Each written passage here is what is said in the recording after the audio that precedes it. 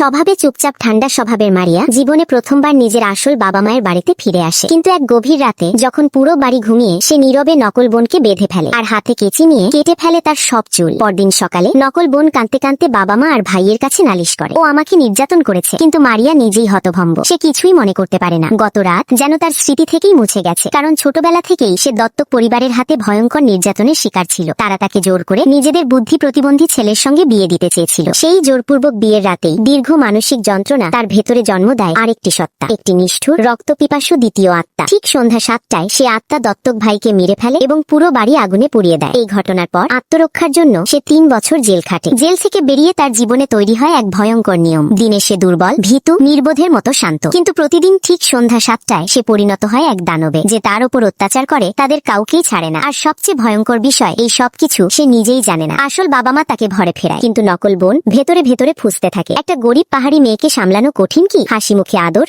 পেছনে ষড়যন্ত্র, অপবাদ দেওয়া, ধাক্কা দেওয়া, গরম চা দেওয়ার ভান করে ফেলে দেওয়া। আর তারপর ঘড়ির কাঁটা ছুঁয়ে ফেলে সন্ধ্যা 7টা। মারিয়ার চোখ লাল হয়ে ওঠে, দুটি দাসী মাটিতে লুটিয়ে পড়ে। সেই রাতেই নকল বোনের ঘরে আবার সে হাজির হয়। হাত বাঁধা, চুল কাটা, নীরব শ্বাস, সবকিছু হয় সেখানে। পরের দিন সকালে মারিয়া নাস্তা বানিয়ে অপেক্ষা করছিল। তার আগের রাতের কিছুই মনে নেই। ভয়ে কাঁদতে কাঁদতে সে শুধু বলে, আমাকে তাড়াবেন না, আমি কাজের মেয়ে হয়েই থাকবো। সবাই বিশ্বাস করে এই মেয়ের পক্ষে এমন কাজ অসম্ভব। কিন্তু স্কুলে গিয়ে নকল কন্যা আবার সীমা ছাড়িয়ে যায়। আর ঠিক তখনই ঘড়িতে বাজে সন্ধ্যা 7টা। মাইশা ধীরে মাথা তোলে, তার চোখে আর ভয় নেই। সে শান্ত গলায় শুধু বলে, আমি চুপচাপ বাঁচতে চাই, কিন্তু তুমি যদি আমাকে শান্তিতে না থাকতে দাও, তাহলে তুমিও শান্তিতে থাকতে পারবে না। আর গল্পের টুইস্ট এখান থেকে শুরু।